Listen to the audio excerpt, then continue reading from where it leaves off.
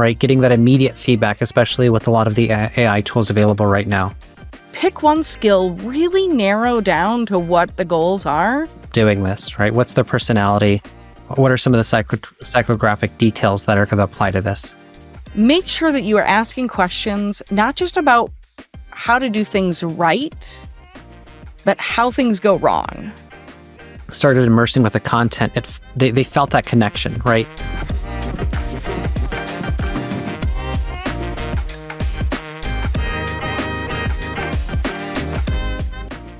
Hey everybody, Erick Prospero here with the Microlearning Lab. Today we're discussing scenario-based learning with Christy Tucker. Now I'm excited. You've probably had the chance to see Christy at conferences. She's a very popular speaker on the topic. I've been stalking her on LinkedIn for a bit now, and I'm very excited to have her on the channel. But before we jump into it, Christy, can you tell us a little more about yourself, your experience? Sure. Well, thanks for having me here, Eric. So my name is Christy Tucker.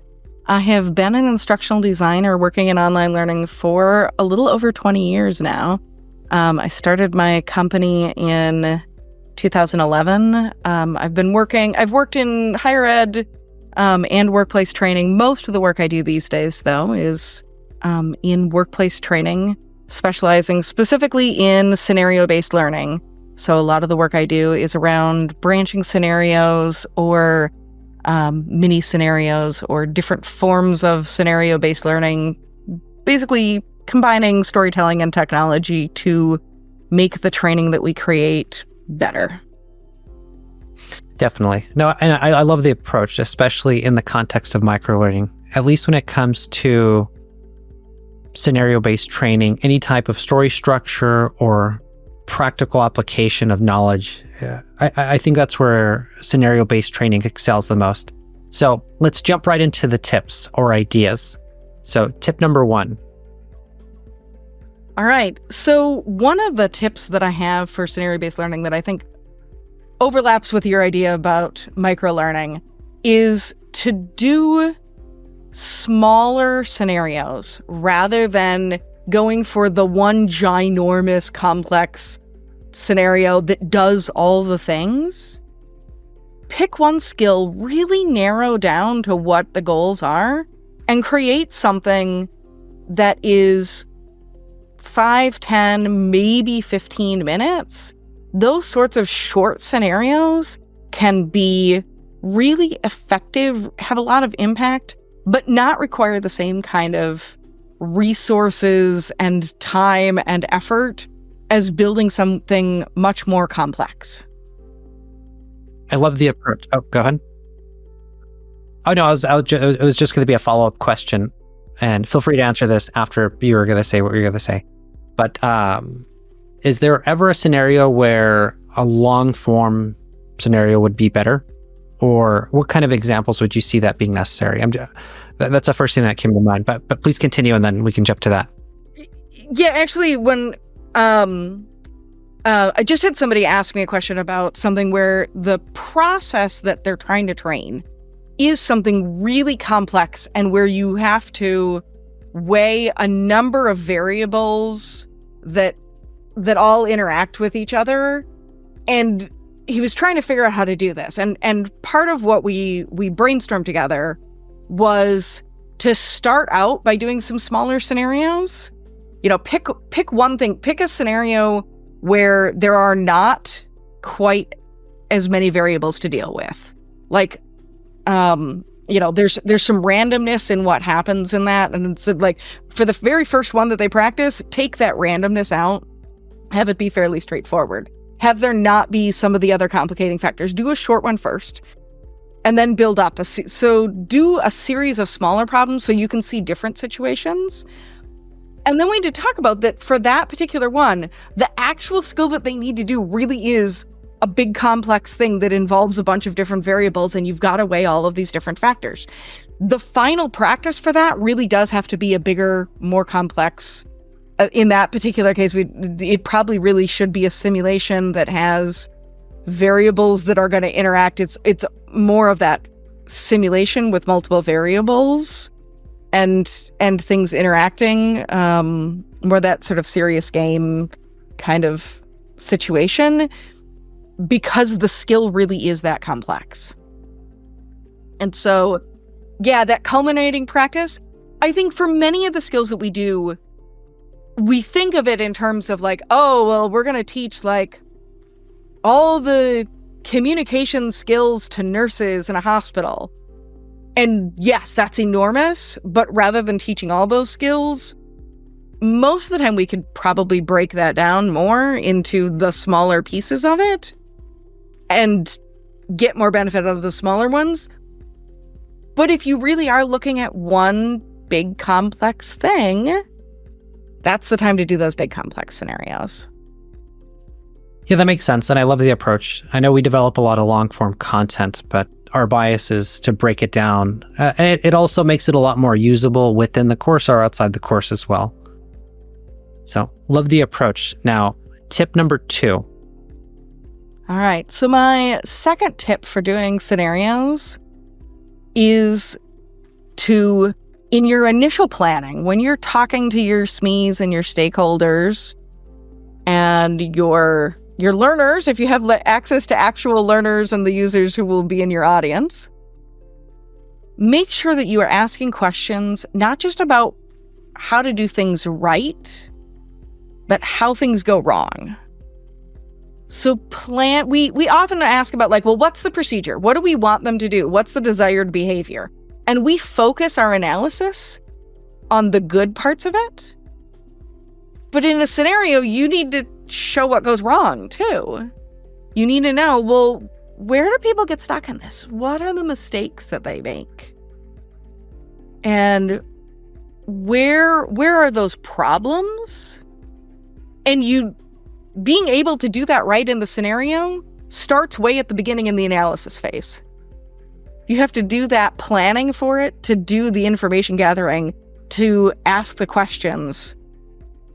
Where do people get stuck? What's the most common mistake? If we look at the help desk data, what's the most common complaints that people turn in? Or however you're going to ask those questions.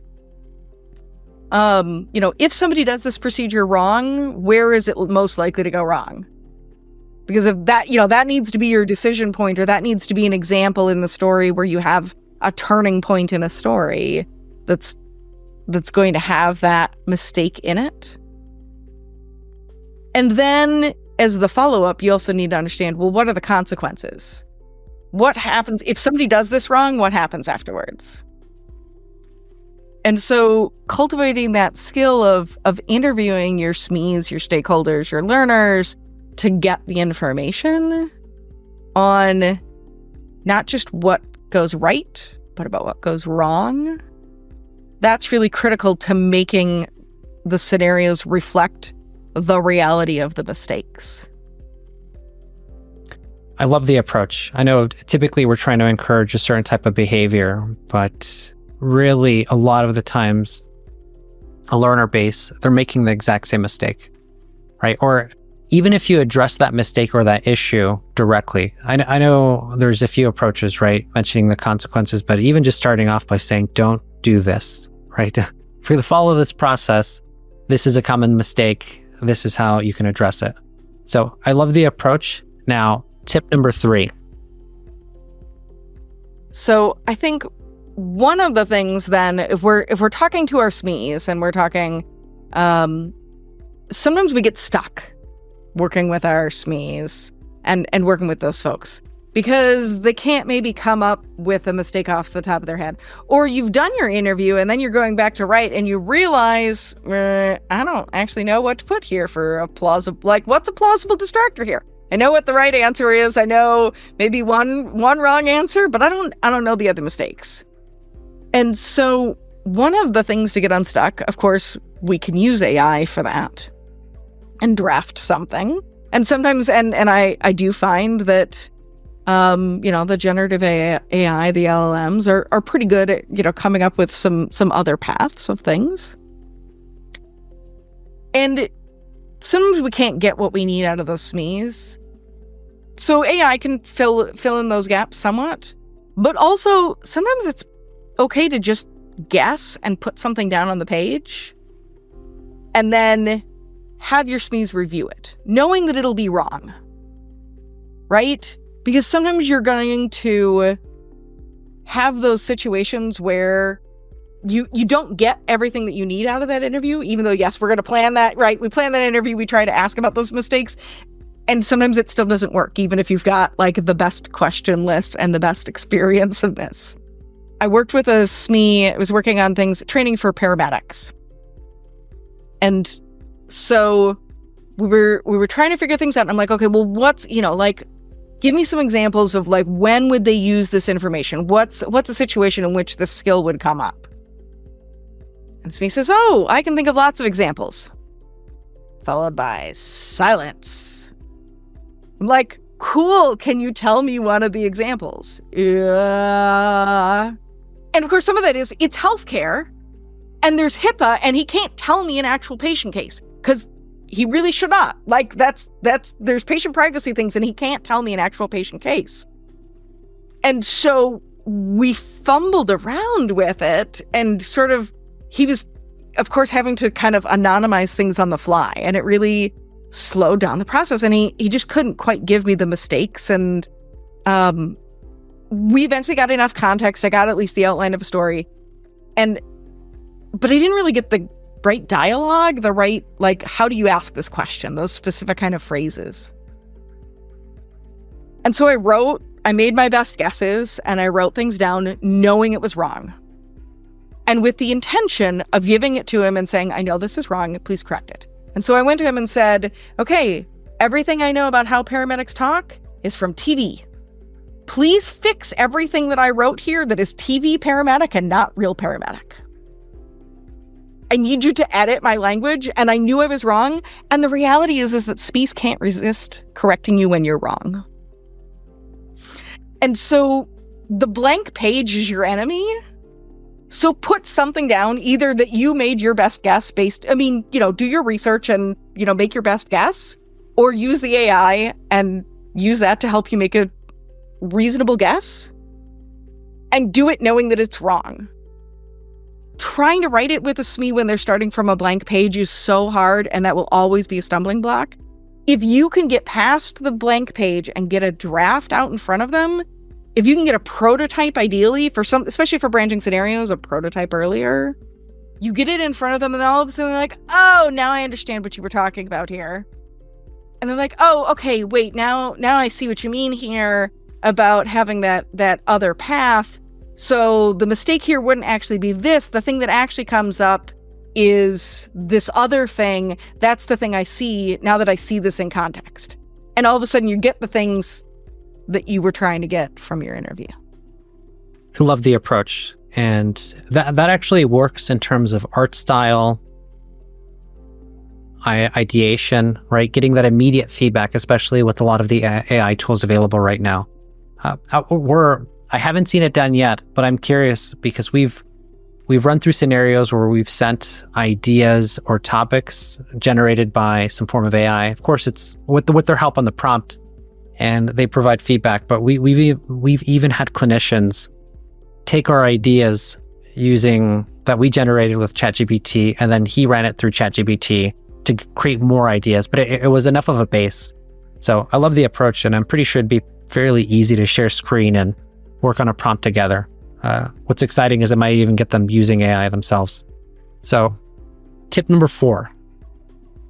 All right. So my tip number 4 is to make sure that your protagonist, your main character in your scenario, is somebody that is relatable to your audience, right? This is a question about understanding who your audience is and what's important to them and what are they worried about. This is not the same as doing the learner persona, although doing a learner persona, if you've done that research to create a persona, makes it a lot easier to create a character that they resonate with. But I think having a character who is in the right job role to match your audience and who has the same kind of challenges, who runs into the same kinds of problems. Because for the stories, what's important is that people can see themselves in those characters, right? That they can identify with it. That doesn't mean that every part of that character is exactly the same, But you do need something for people to hook onto, to have that, to something to latch onto. And that they see themselves in that character. So for example, and frankly, making sure that they're in the right role also means that they're making the right kind of decisions in it. I was coaching a team that was creating their first scenario-based training once. And the training, the audience was for managers on how to do a process. But their scenario initially was from the perspective of the employee rather than the manager. And they were struggling a bit to make sure that it hit all the right decisions. And part of that was their character was the wrong perspective. They put the perspective in the wrong place. Now, there are exceptions to that, of course. As always in instructional design, it depends, and there's reasons to, show it from the other perspective, right? I've seen some really effective, cybersecurity training, except from the perspective of the hacker instead of from the perspective of the employee, right? You can do a good reversal sometimes too. But for most training, if it was that we wanted the managers to practice making these decisions and following this procedure for something within their organization, but the employee didn't actually see all of those decisions and wasn't part of that process, and so was set up in the wrong place. If the pressures for people, if your audience is, regularly asked to do too much with not enough time and not enough resources, that's the kind of problem your learners are probably going to have as well. When you do that research about understanding the mistakes or where people get confused, where people get stuck, your protagonist can have some of those same problems, and you can see it. Or if you find out that your learners are kind of skeptical about, I'm not so sure that this new process is going to work, maybe your protagonist voices some of that skepticism, and then over the course of the story, they change their mind. So now you've brought your audience along with starting out kind of skeptical that this new thing's going to actually help them, and then realizing by the end, oh, actually, yeah, I can see the benefits of this. Yeah, that makes sense. It's almost extending beyond typical demographic information, right? You're this person with this title doing this, right? What's their personality? What are some of the psychographic details that are going to apply to this? Now, just curious, beyond the learner persona, what type of questions do you ask to build empathy with that end learner, right? Or how can you be a lot more specific in terms of building this person that resonates without being too cliche or even leveraging a little too much tokenism, if that makes sense? Yeah. So I think some of this also depends on how big is your scenario. If we're talking about a shorter scenario, we're not going to have a ton of character backstory, or at least we're not going to share a lot of character backstory. Sometimes I know more of that backstory in my head. There is lore behind the scenes that is cut before the learner sees it. It's easy enough to have that backstory of things. So I would say concrete details make so much of a difference on how sticky your story is. Making sure that they have a name, that they have a job title, that they have, if it's not for a specific organization, making up some company name so that it has some context and it feels more real. The concrete details are part of what makes a difference in that.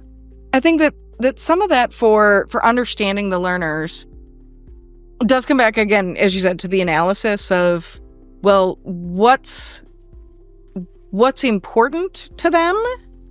What are they worried about? What are they afraid of? I also think that what does it sound like? What's the jargon in that environment? And how do people talk? I think you raised a point about the visuals too, because you can have visual cues provide the relevance in an environment and for a story, that background image. If we're training dentists, the background image is going to look a lot different from if we're training warehouse people, even if we're teaching the same kind of soft skills, right? And that matters. Even things of like, oh, we're training for 2 different warehouses, but in organization A, the contractors all wear white hard hats, and in organization B, contractors all wear green hard hats. And if you have those details wrong, it affects your credibility. So the way you visually depict them can matter too. You don't necessarily need visuals for a scenario. You can have really effective ones that are just text, as long as you have them speak the way your learners speak. Have it conversational. But there can be a lot that you can do with one or 2 images, even showing the background, showing the character, that saves you a whole paragraph of description to set the scene. Yeah, that makes absolute sense. And I love the approach of making it feel real and adding personality. One cool example that just ran through my mind is we were developing content for Fiji water. And I mean, it's a different culture, different country, very different circumstance in terms of driver training that was being applied here in the States. And they wanted it to feel and connect with the audience. The problem is with voiceover, it's very difficult to find I'm going to butcher this, so I don't know if it's Fijian or, my apologies, voiceover from Fiji that aligns and feels real, because they speak English, but it has to sound like a local there. But the cool hack we found, and to be honest with you, we were just lucky because this was about a year ago, was we used 11 Labs to reproduce the voice of one of the workers on the floor. And it was great because it had the accent. It was a relatively neutral tone, and it had to be, but it was one of those small details that as soon as they started immersing with the content, they felt that connection, right? It didn't feel like something that was from abroad being shifted here. They recognized the voiceover of the driver. Yes. Yes. Awesome. Absolutely. Yeah, I think that's a actually I heard a discussion at the DevLearn conference where people were talking about how much Americans want the English accents to always be American. And there's maybe some tolerance for different American accents, but how little tolerance Americans have for other things and how much we default to that. But there are a wide range of accents for English that, Australian or I don't know, you have somebody from Kenya who speaks English and it's not going to sound the same, or,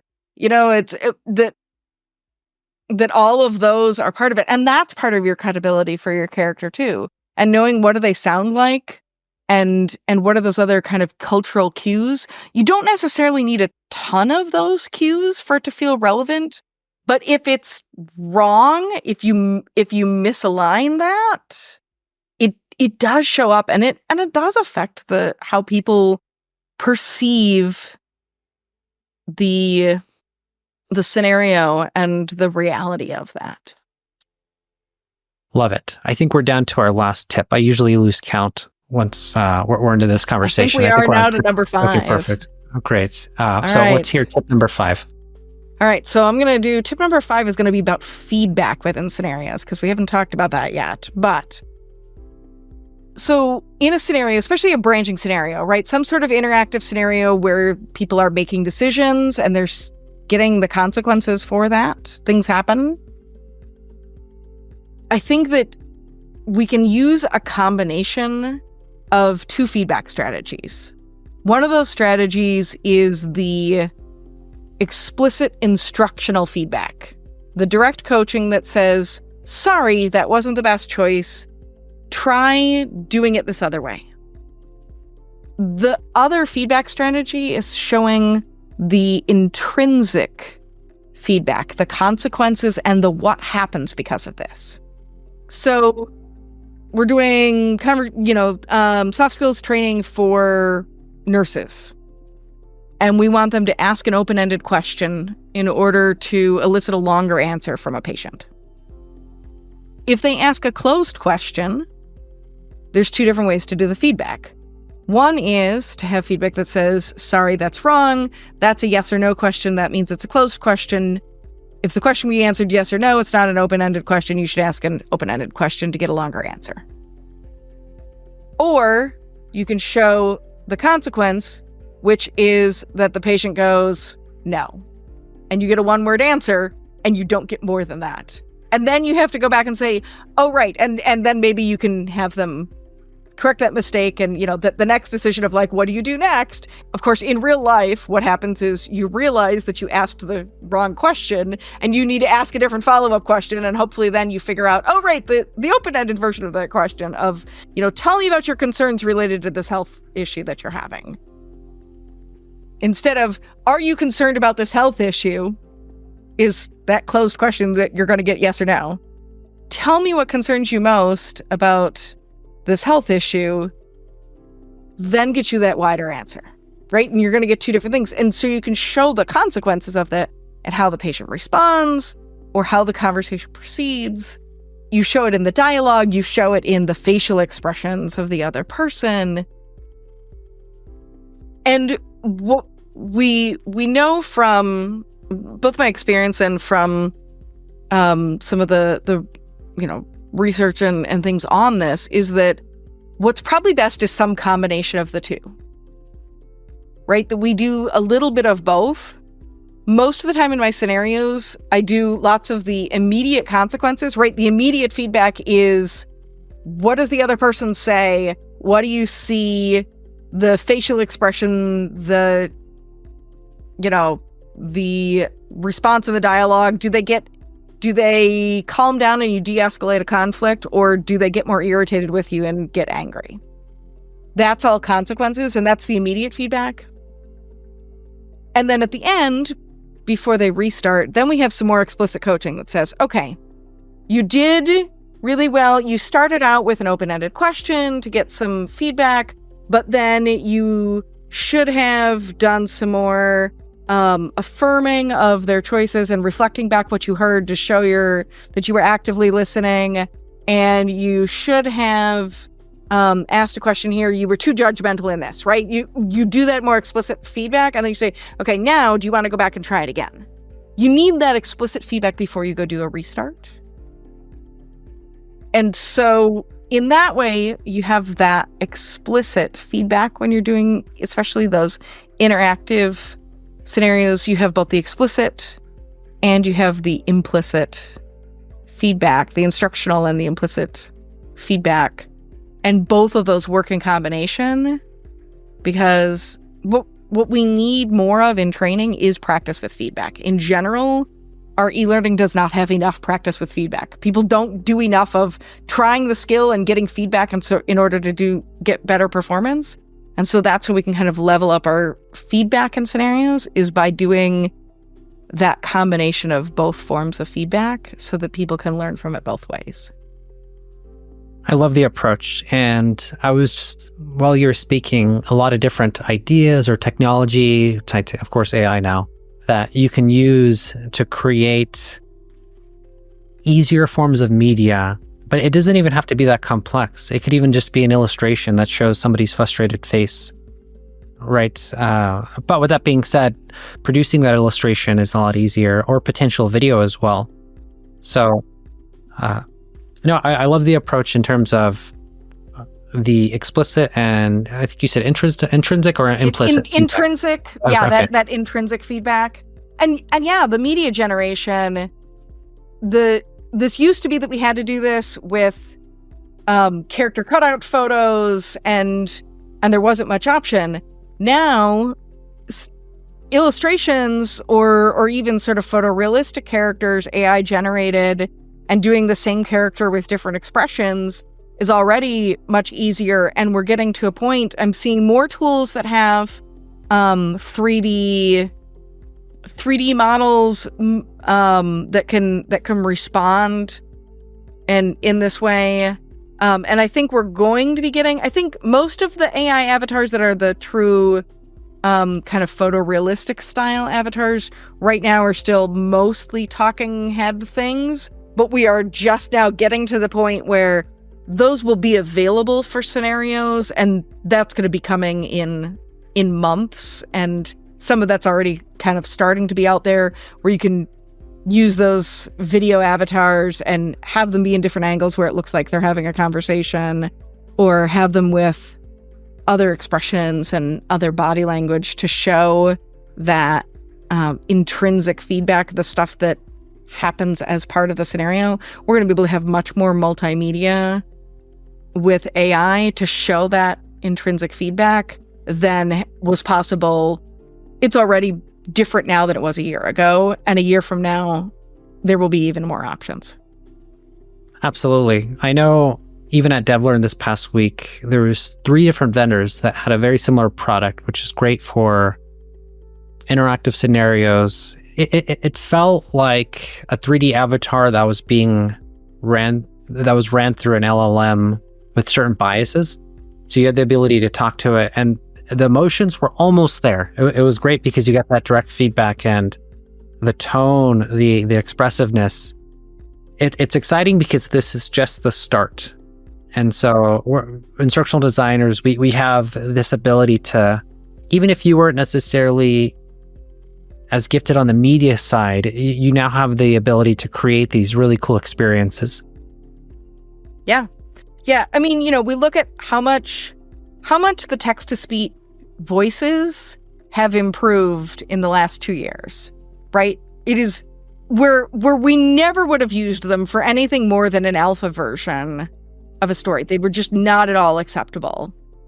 And now, I will say I still have things where I use actual voice actors, because I think with the emotion, the tools are not always quite as good, and there are nuances that I get better with actual voice actors.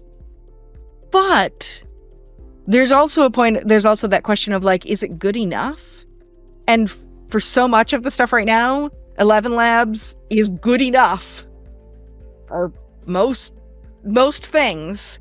That they're really good. And then even things, even when you have things like the, image to video generators that'll automatically lip sync, where you can tell it's AI, right? Like the AI videos, they're AI, but they still may be good enough to show you some of that body language, so that then that's part of what you're responding to as you're learning, as you're practicing a soft skill. And so we're already at the point where the barrier to entry on that kind of multimedia is so much lower, and a year from now, the ability to do that more complex multimedia at a fraction of the cost is going to be really remarkable. Absolutely. In the description, I know we're going to get these guys on a demo too, and I'll send you the site, Christy, but it was a really cool example of an interactive video that you can chat with. I mean, you were having a conversation and the voiceover was decent. It's going to get better. And I think everyone is kind of thinking the same thing. Our expectations are relatively high. Maybe there's going to be some sort of a curve, or of course we never really hit the expectations of new technology, right? Anytime something comes out, there's always this frenzy either in the metaverse, or AR, VR comes around every few years, right? And I think AI is a bit different. It definitely feels like the potential. We're dealing with the bigger curve here. But with that being said, we're barely starting to scratch the surface in terms of quality, right? We have speed now. We're in that quality phase, but we really appreciate the time, Christy. Oh, go ahead. Oh, I was going to say, with technology, it's one of those truisms that people overestimate the impacts of new technology in the short term and underestimate how much it'll impact things in the long term.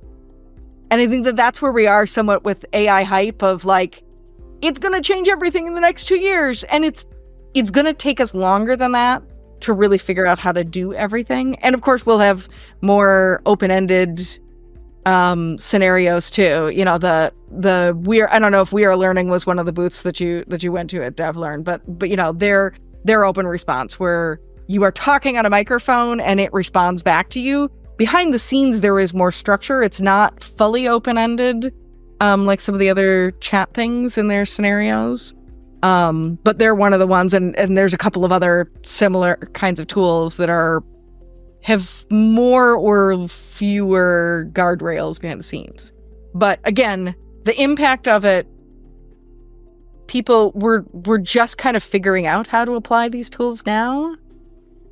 And it's going to be several years before we really get the full impact of how much is possible. I love it. And this is a good segue into the closing question. And I usually tie them together. What is a trend you're excited about now? And then who is somebody you look up to in the industry? So I think clearly AI is the big trend. It obviously is. And I think we're past the point, for the most part, of people panicking of, oh my God, AI is going to completely replace my job. The sky is falling. We should not be at the sky is falling, nor should we be at the point where people are like, AI is only hype and it's all a grift and there's nothing there. There is hype. There is grift. Like, those things are true. But also there's a lot of real change that will come in AI as we figure out not just how to do what we're doing now better, but how to do different things than what we're doing now. How to do things that weren't possible. How to provide, personalized feedback on responses in ways that weren't possible with other technology. And so I think that that's one of our big trends. As far as somebody who I look up to in the industry, I would say, Clark Quinn is one of my favorites. He has a zillion books that he has authored in the field.